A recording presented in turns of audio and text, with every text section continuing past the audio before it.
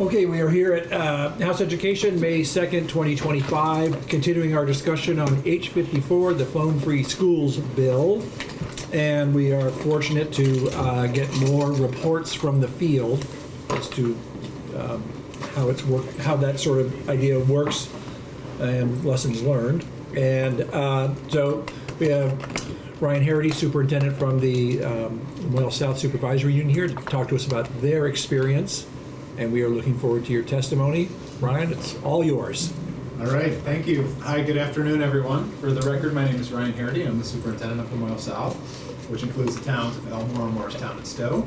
Today I'm providing testimony regarding House Bill 54, a proposal prohibiting cell phones and electronic devices in Vermont schools. I'm speaking today for two districts and on behalf of the Vermont Superintendents Association. Over the past year, our supervisory union has introduced a policy similar to what is being proposed. The policy prohibits cell phones and personal electronic devices from our schools during school hours and requires students to have the phones in their lockers or a secure location agreed to by the principal. This policy has been a resounding success, and in combination with other district-wide efforts, we have noted the following: improved academic performance, increased student engagement, reduced incidents of hazing, harassment, and bullying, high levels of employee retention and satisfaction, more socialization, and decreased student anxiety, less power struggles, and more focus on teaching and learning. Although I have a great deal to say on this topic, it may be more powerful for you to read the comments that were provided by our faculty and staff in a recent survey that I administered earlier this week. I have attached the documents to my testimony for your review. One perspective that I will share is from a conversation I had with a teacher earlier this week. I asked the high school teacher what her experience has been with the new policy. She started to tear up and she explained it has resulted in her loving her job again. She admitted that just a few years prior she was wondering if she really wanted to stay in education. The pandemic was really hard, as we all know, and behavior, including cell phones, had become such an issue it was taking the joy out of teaching. She said this year she eagerly signed her contract and is looking forward to many years ahead. Of course, there are many factors that contribute to such a sense of pride and value in your work. However, if there is something we can do to support teachers and encourage more to stay in our classrooms, we should do it. The number one influence on student achievement is a teacher, and we can never forget that. To implement this policy, there were several critical steps that should be considered by any district moving forward. Survey families and faculty and staff to determine the level of stakeholder input or stakeholder support. Determine clear expectations and consequences. Keep those consistent throughout all schools and educate students early and often around the importance of why you're doing this. Provide detailed information to students and families with extensive research explaining why the district is adopting the policy. Ensure consistent implementation across all schools and leverage a team approach. And finally, survey families and employees and share the results before and after implementation. I thank you for this opportunity. Those are all things that we have done. I really encourage you to read the survey responses, and I'll tell you, this is just raw data. I took out one response only because it included reference to a specific employee, but it wasn't negative, it was positive, but I just took out the name. But other than that, this is 100% raw. So it tells you the good, it tells you the bad, it tells you, things that we see that we still need to work on and address in the coming years. But I think it will give you just an accurate reflection of how it's working in our schools right now. I would consider this low-hanging fruit. I think it's something that everyone that we've seen, everyone has really appreciated it. At first I said this was going to be a positive thing, this is going to make a big difference. But I've been overwhelmed by the impact that it's had on our schools, on our families, on our students. It's been nothing but positive. Awesome. So your results and what you're telling us reflects what we heard from folks in Harwood as well. And first of all, is it at both of your high schools you have it implemented? Yeah, middle schools and high schools. Yeah. One of the things we talk about is, how do we best remove, especially for the job satisfaction part of it, remove the burden of enforcement from teachers. How did you address that? Yeah, so I think that came down to just clear consequences and teachers. What we had seen in the past, and and what I had seen as a teacher, as a principal, in different places, what we had seen is that when teachers all have different roles, it creates an environment that's really hard to enforce something. Because if a student goes from one classroom to the next classroom and this teacher is allowing it and this teacher is not allowing it, then that potentially puts those teachers at odds. And so what this did is it basically gave all the teachers, they could just say, listen, it's not my choice. The choice is you can't do it, and these are the rules. If it happens once, your phone goes to the office and you get it at the end of the day. If it happens twice, your parent needs to come and pick up your phone. And if it happens 3 times, your parent needs to meet with the administration and make a plan for how we're going to manage the phone. I think we have probably 6 or 7 students that have reached that 3rd layer, and those students come in the morning and they give their phones in the front office and they stay in the office all day. And the students know. I mean, they know that it's something that they just can't control.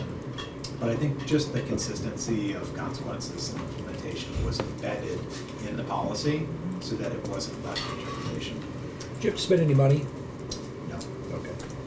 And what is the actual phone management that you guys do? Leave it in your locker. Is that pretty much just what everybody does? There's no collecting? Yeah, I mean, it was, there's different ways that schools have approached it. Some have approached it with yonder pouches, or they collect phones in the morning. There's also some low cost options where people put them in bags or things like that. Our principals, what we did is we met last summer and we said, okay, we're going to implement this policy, and how will it work for our schools? And our principal said, we don't want to navigate the pouches. We don't want to do that. We also didn't have the money to spend on the pouches. So the principal said, I feel confident that if we just tell them they need to be in their lockers and we don't want to see them, period, then the students will make the right decisions. And if we see them, then we need to take action. And so I think it's eliminated the problems. Are there students that still have them in their backpacks or have them in their pockets? Of course. But those students know that they better not make a sound, and they better not pull them out at any time. And that by itself has just, has alleviated the power struggle. Rob, then Beth? Why? Why did you do it? What was the tipping point for you and your district? Yeah, I think it was something that it was a constant power struggle. And what we saw was certain students were really relying on the phone to navigate any sort of challenging situation that arose, as far as maybe a difficult socialization process, or they were spending a lot of time on their phones, and we know these phones, these apps they're designed to be addictive, and so students just couldn't help it. And a lot of times, instead of having a conversation with each other at a table, they were pulling out their phones and they were all staring at their phones. And I remember last year thinking, how is this really going to work when we implement it? What is the power struggle that we see from kids?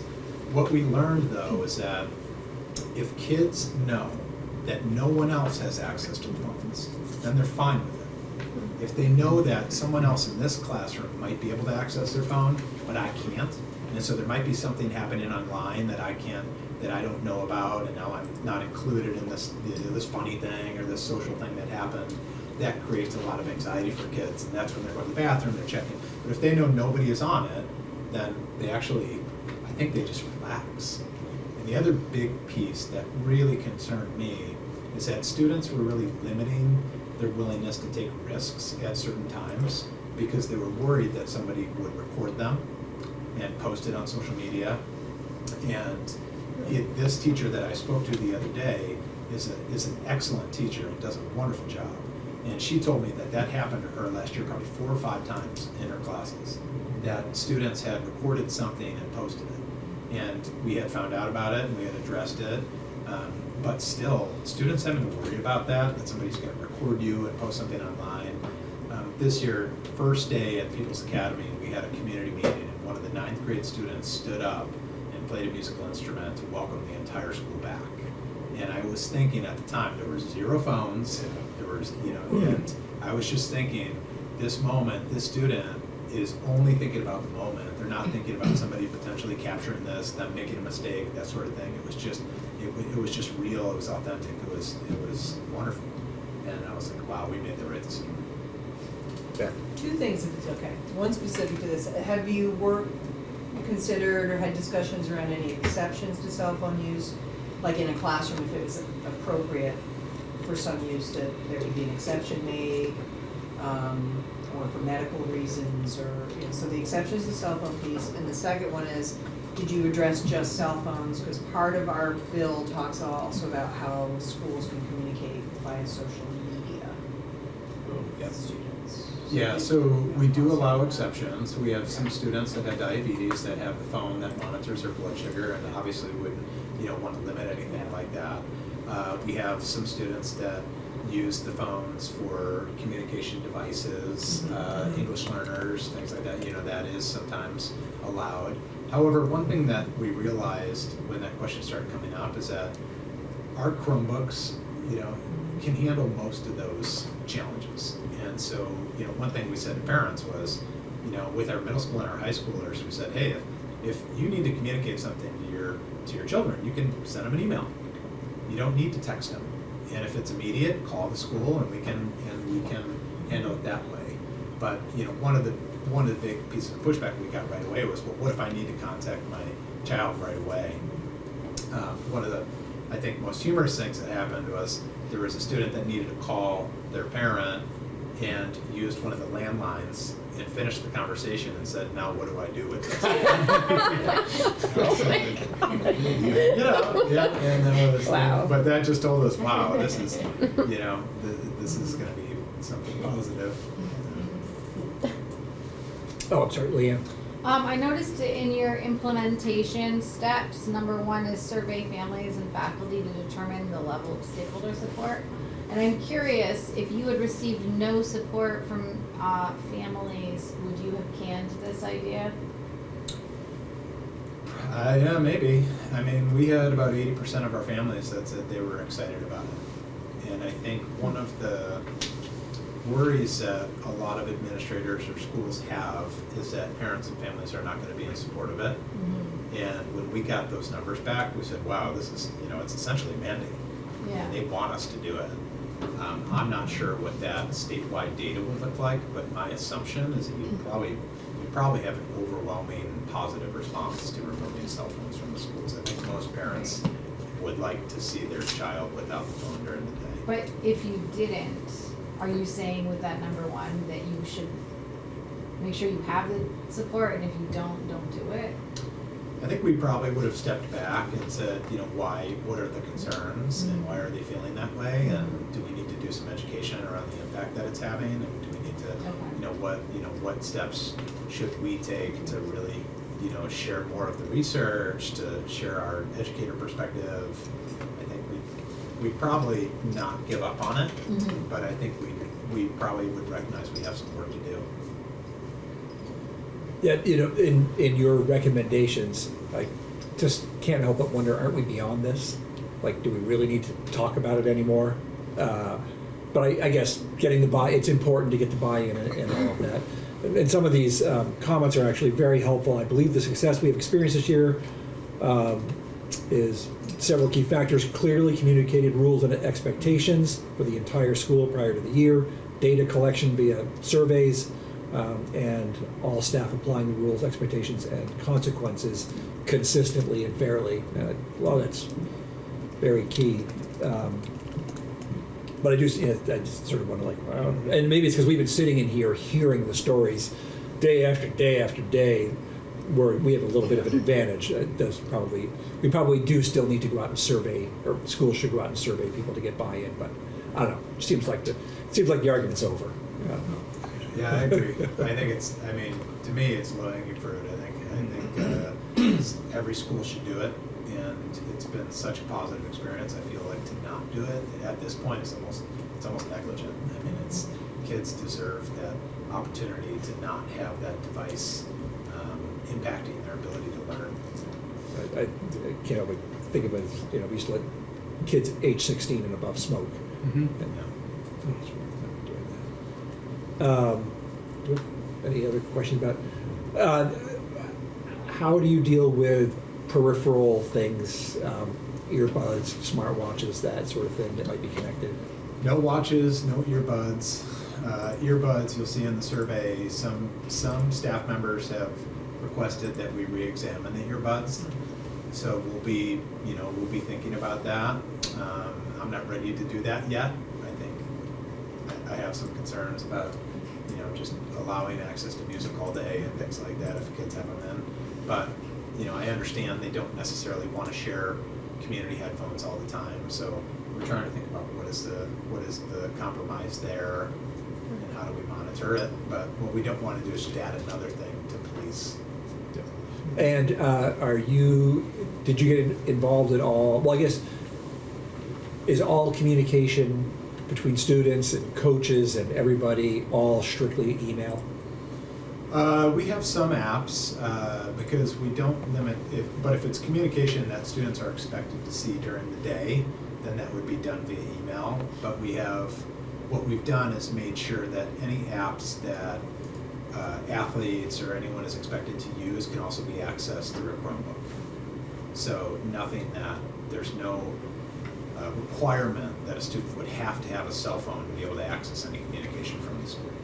And what policy do you have with, let's say, coaches or teachers or people who are running clubs? What do you tell them the rules are in terms of communicating with students? Yeah, we tell them that all communication should be done on through a platform that allows access through a Chromebook, so that because before we did have some apps that required cell phone use, and so we made that transition.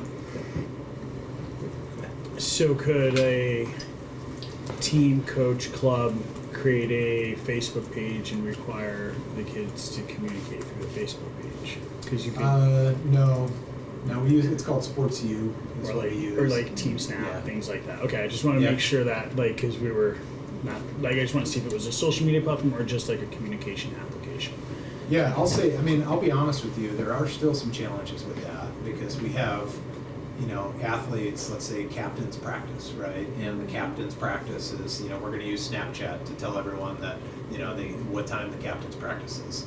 That's a big problem that we're trying to figure out, and it's a hard one to solve because we don't want to have students required to be on these social media apps. Right. At the same time, you have 90+% of students now that are only communicating via Snapchat. I think Snapchat is probably I think it's one of the more challenging and dangerous apps that we have out there that we're trying to figure out how to navigate. So that particular example you brought up, a captain's practice, that's not a school-sanctioned practice, correct? So it's, yeah. So that's their own, it's not the school telling them they have to communicate around that. They're just making those decisions themselves with each other, which is in their own purview. Yeah. Unfortunately, but yes. It's just hard because potentially if you're a parent that's saying this is an app that I don't want my child on, Right. then you're potentially setting your child up to not To be left out. get important information, which is, I wish we could, if you could get rid of Snapchat, that would be Yep. wonderful. I'm not sure there's a bill for that, but that would be, don't tell all the students I said that. You're on camera. They're not watching. I don't really He care. knows I don't really care. When you say- I'm pretty honest about it. I don't like that app at all. When you say it has to be an app that is accessible with a school-issued Chromebook, Yeah. do those have like definitions? Representative Taylor, for example, said, let's make sure it's only something that can be printed, archived, monitored by the district. Yeah. Yeah, those apps, we vet those apps and make sure that they're accessible. I'm not sure about Sports U as far as, but yeah, I mean, you could print it off and you could distribute it like that if you had a student that didn't have any sort of technology access at all. More along the lines of monitoring, really, are my concerns. Yeah, it's all easily monitored by the district. And are fully archived, if you have to Yep, go back to archived, see yep. what happened here. Yeah. All right, well, if you think of other sort of lessons learned, or, we have our bill that we're working on. I think sort of like the put away the phones part is pretty straightforward and easy to do. But we're also delving into trying to limit what apps could be used for direct communication. And we could do both. We could do just the putting away the cell phones. But anyway, if you have any further thoughts on that sort of direct communication part, or should we not get involved with how we handle social media at all, certainly we welcome any further comments you might have. Yeah, I mean, I think my take is to try to keep it simple, because I think the more layers you add to it, the more complications you're gonna encounter. And I think the big one is to just get the phones out of the school during the school day to focus on teaching and learning. And that, to me, that's the big boulder to move. And if you can do that, I think it's a big win. But I think there also are really other important elements to that. And so if there's a couple that could be woven in that could, help with that, I think those apps, that app requirement, I don't think is a bad one. I think that's most schools, I think, would be really open to doing that. So I think, but anything that's going to require potential major shift or an expense or puts a lot of additional burden on a teacher, I think is something that you really want to try to avoid. And that's my opinion. Representative Brady. Do you have any exemptions or following up on Quimley's question, but academic, like a journalism class where they need to post articles somewhere, or need to take photographs of artwork for a portfolio, and maybe you don't have a class set of cameras? Like, are there any sort of academic workarounds that are being used at all in any classes that you know of, or is it just a hard and fast? We've tried not to have a lot of Yeah, exceptions for that in the classroom, because we just view it as a potential problem area for always making exceptions. And what we've done is we've purchased digital cameras, and we've tried to do some other things like that, or there'll be devices that just stay in the classroom. Yeah. But if it's something big that's happening, the principal still has the autonomy and the Okay. policy to make exceptions. And I think that's important. Have you had a very particular issue, students who are enrolled in early college and need to access their CCV course through, or dual enrollment, with two-factor authentication, and they need their phone for that? Yeah, two-factor authentication has been a question. We haven't had that specific incident with something that would happen outside of school, but that would be something we would just make an exception for. Right. And in those incidents, we leave the autonomy for the principal to make the decision. Go ahead, Beth, I have and another then question. Emily. So, because I haven't read it in detail, because we did have maybe concern of bell to bell at school, but what about if it's a field trip situation? And take your kids overnight to the Great Escape theme park, for example, and they have their phone with them? Or have you not dealt with any of that yet? No, we have dealt with that. We kind of said, the first thing we're going to do is do bell to bell, no On phones campus. on campus. Yeah. And we have a field trip. 7th grade every year goes to Maine for a nature's classroom field trip. And so one of the questions was, so what are we going to do, phones or not phones? Kids are going to spend 5 hours on a bus, and we ended up allowing them. And I think that was, a decision we made. But at the elementary level, we've eliminated any of that. So no field trip, no phones on any elementary field trips. School-sponsored field trips during the school day, no phones.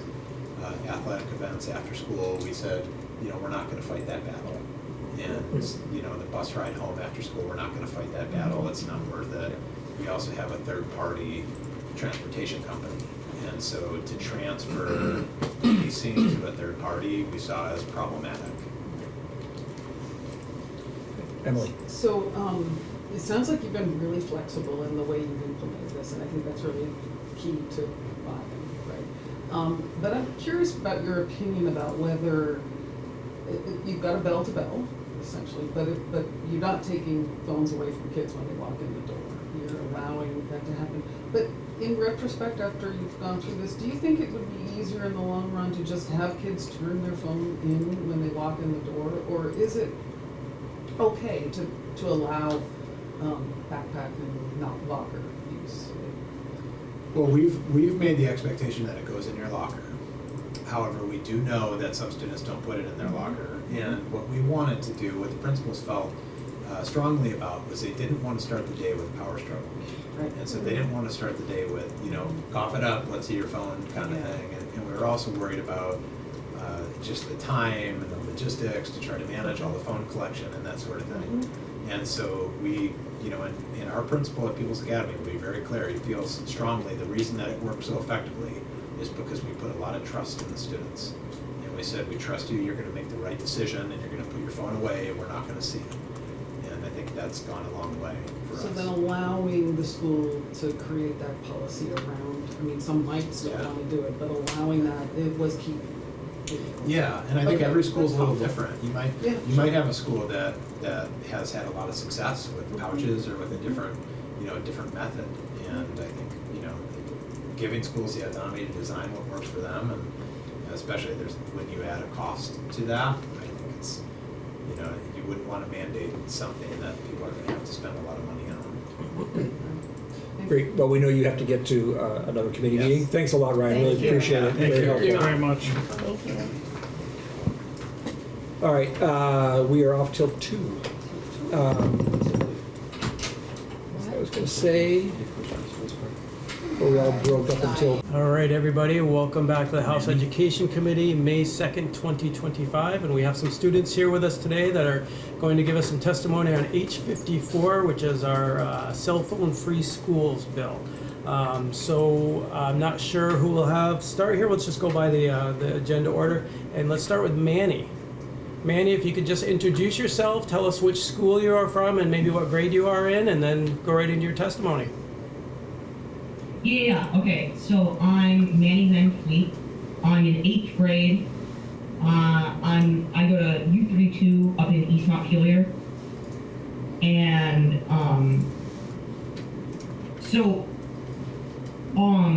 our student council at U32, which I'm part of, has been reading into this bill, and we've talked to a lot of people to really try and gauge what students feel should be done about the phone policy. So what we've got, what we have right now in our schools is, so the high school students are allowed to, they're allowed to use their phone during passing periods and during lunch, and that policy has been in place for a long time, for longer than I've been at school, and students think that it works fine. They think that that sort of taking away phones should be something that the school should do rather than something that that a law should dictate. So I've got some quotes here from a couple students, and it really gives their reasons on why they feel the phone, on why they feel that they should be able to use their phones in school. So Benicio Hawks is in 9th grade, and he says, regarding the phone bill, as a multi-sport athlete and as someone who can't drive, planning will pick me up after practice and taking me places all depends on my parents. Sometimes I have to figure out my plans during the day, and if something urgent comes up that needs to be switched around, I need to have access to my phone to get information from my family. So having access to my phone during the school day is really helpful, and I believe that our rules at school work just fine and that we don't need to ban them. And there are, so that's one person that we talked to. Would you mind if I shared one or two more? No, absolutely. Go ahead. Okay, so Ada Coffee is in 11th grade. And she says, cell phones, whether we like them or not, have become an immense part of our lives and culture. Attempting to implement a complete ban of them will only cause more issues than solutions. If you take something away from someone, naturally they will want it more. Honestly, it's like prohibition. Is it really worth trying to change the inevitable truth or a social culture? Schools have the power to create individual policies that are effective. We can use these policies to make a culture where phones aren't always necessary, where social interaction and hard work without technology are possible. But we can't do this with a negative response. We have to use positive thinking and strategies in order to get effective results.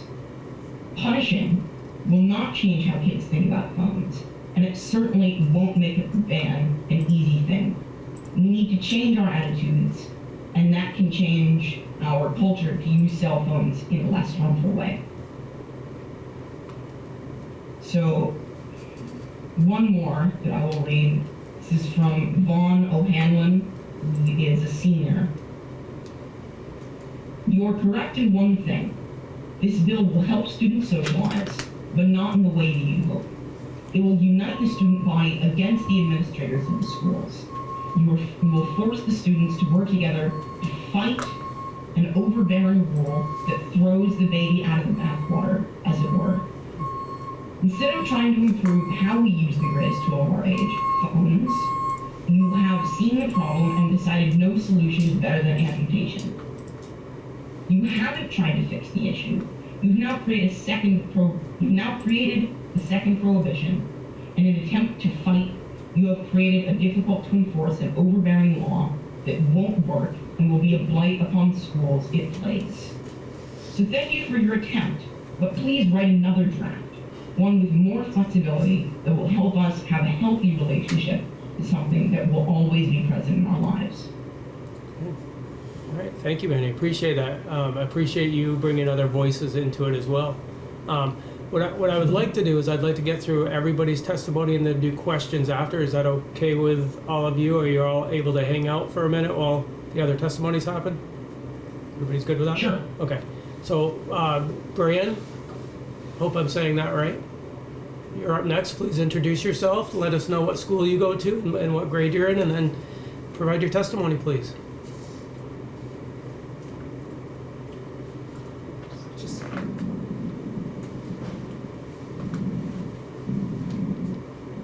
Did you hear me, Brian?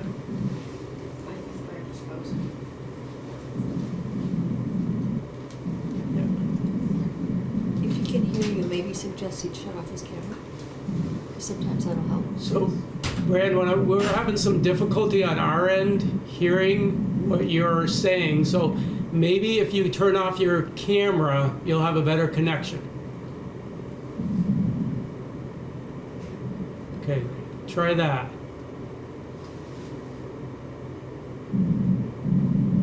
He's still muted though. Oh, No, no, that's that's us. never mind. All right. Oh, technology. Maybe what we'll do, Brian, is maybe we'll hold off for a minute and we'll have Eddie, who's here, provide their testimony, and then we'll come back to you and hopefully we have a better connection at that point. Thank you. All right, Eddie, if you'd like to join us up here. And same for you, if you'd introduce yourself, let us know what school you go to and what grade you're in, and I then have a book thing when I get down. Perfect. I just pulled it up, 'cause Perfect. apparently I closed it. Oh, no, we're good. On We're accident. good. I threw you out there. Take your time. No rush. Hello again. My name is Eddie McGrath. I am a junior at Montpelier High School. I personally have an issue with the fact that a bill like this has even been introduced. It's one thing for a school to have a phone policy. It's another for a whole law to be passed restricting phone use. Today I would like to address a few matters, starting with the bill in question. The bill outlines the definition of social media. According to the bill, social media refers to a website or an online platform that A, allows individuals to register, create an account, or establish a profile for the purpose of enabling users to create, share, and view content generated by other users. B, permits one or more users to produce content that can be accessed by other users of the platform. And C, primarily functions as a medium for user interactions with content created by other users.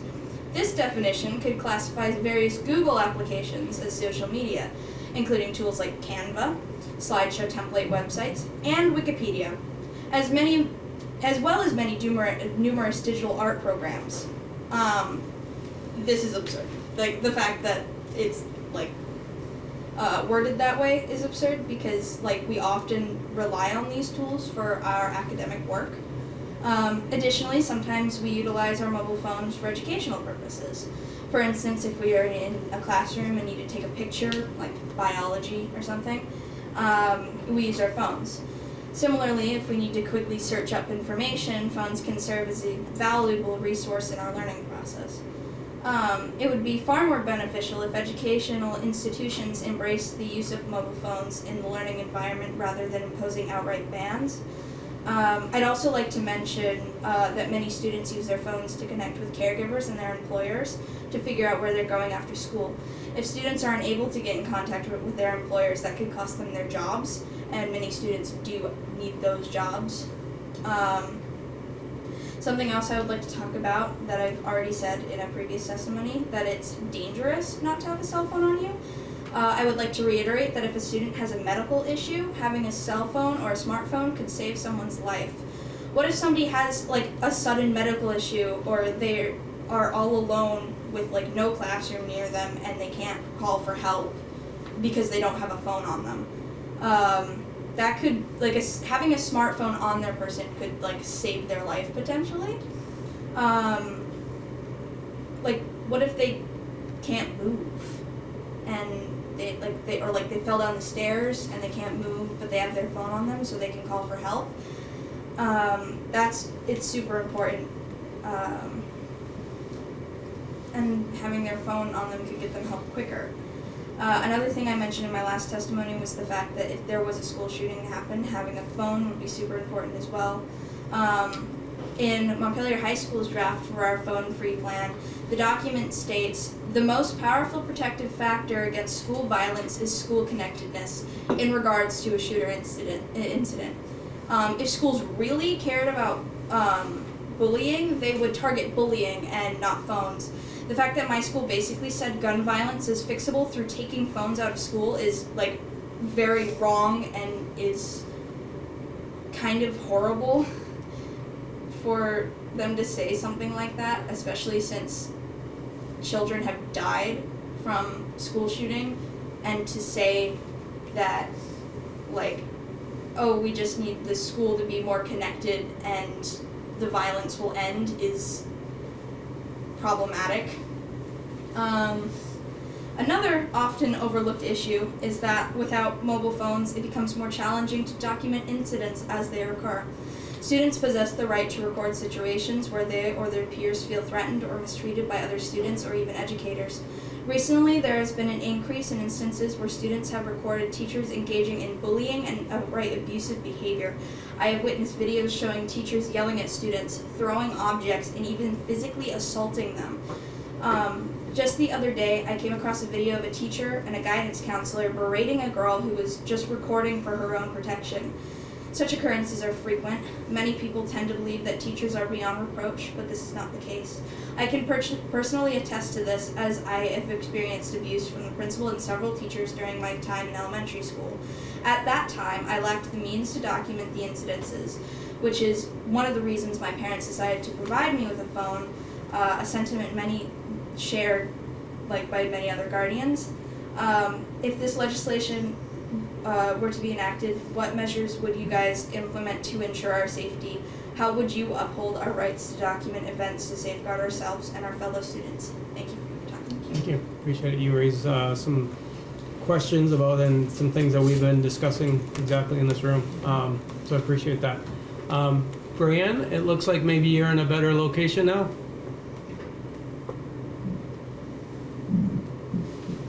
So if you can try your video again if you'd like, but if you can introduce yourself and tell us your name and what school you go to, what grade, and then start your testimony.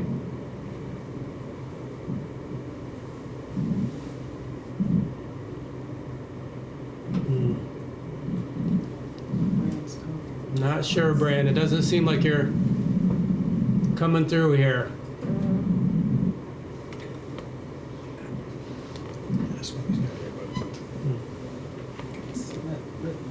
No. So I think, Brand, what we might have to do, and I apologize for this, maybe we can have you submit your written testimony to us, so at least we have it, and we can read it and distribute it among the committee here, so we know what your thoughts are. But what we'll do right now is we'll open it up to the committee for any questions, and we'll go from there. So, any questions from the committee? I have questions, at least one of them. How long have you each had your cell phone for? I think, Eddie, you referenced something about that, but so how long have you had the cell phones for?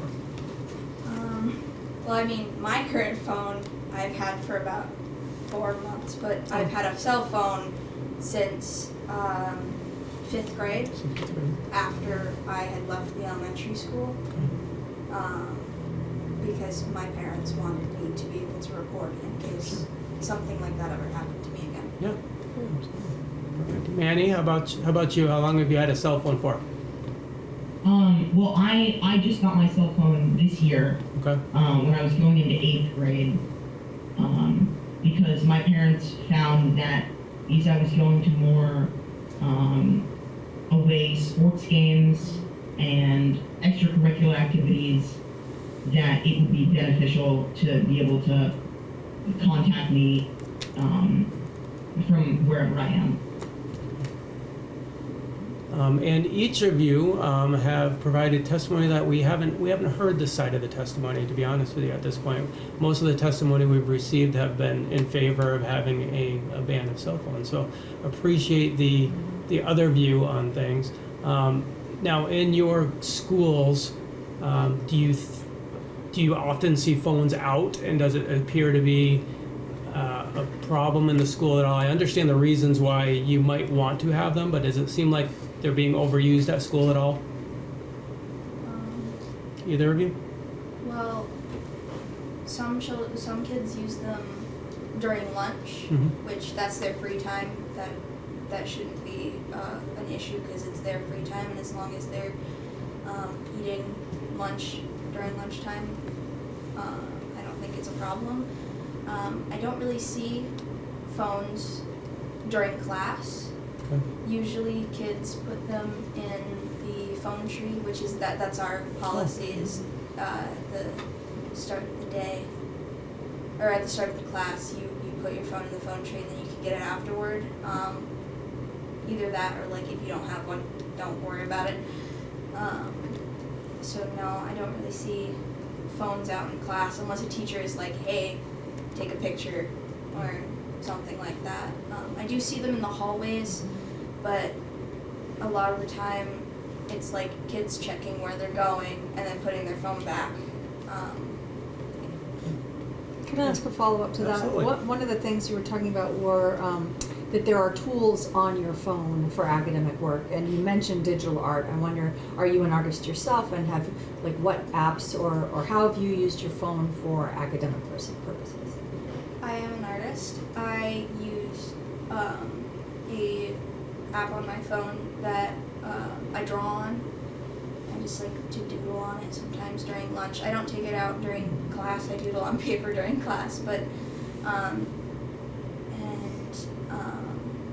I also play music, and there are several like music programs that you can have on your phone as well that could be beneficial.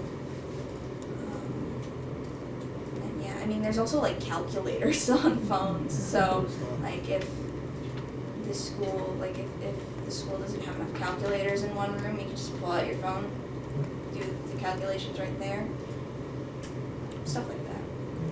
Manny, how about you? With your, you think what's working at your school for your policy right now on cell phones is sufficient?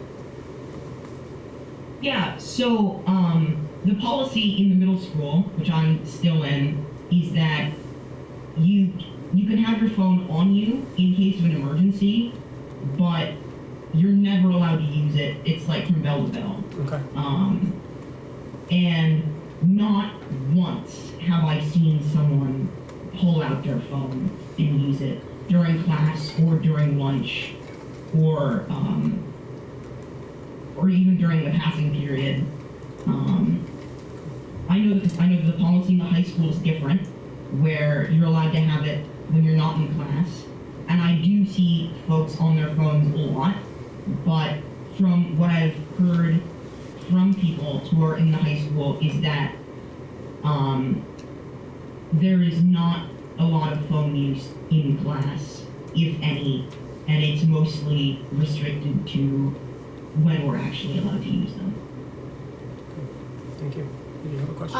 Yeah, I wanted to go to the part that you were talking about feeling you need a phone so that you can videotape people without their consent who you are perceiving to be bullying. You said you did actually collect footage of a teacher behaving in that way? No, there have been recorded incidents put out on the internet Okay. of teachers abusing students, and also schools, public schools at least, you can film there. It is legal, and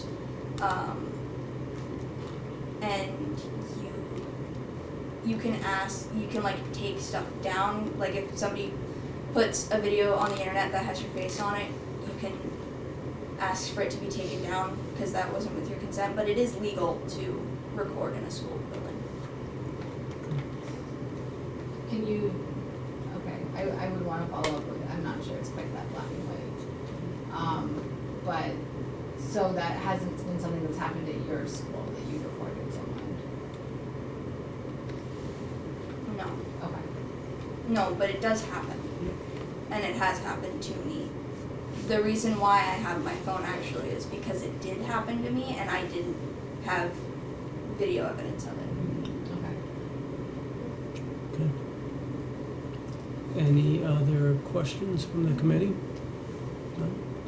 Okay, I appreciate everybody's time. Bran, what we're going to try to do is we're going to get you our committee assistants information if you don't have it already, so you can email your written testimony in so we can all have that. Apologies for the technical difficulties we were having, but appreciate all your time and thank you for coming in and testifying. Yeah, reschedule. Yeah. Since Thank you. We can go offline. Since we had testimony saying whether it's true or not, it's legal to videotape anyone in a public school, do we need now to get like our legal counsel to come in to verify or not verify that, or do we want to just let that go? We could ask when Okay. the legislative council is If it's here. going to be part of official record, we should probably get the actual law, The actual law. out there on the No, table. we can do that when the Okay. council's there. All right, everybody, that is it for the day. Fantastic. Even though Peter wanted you all to stay till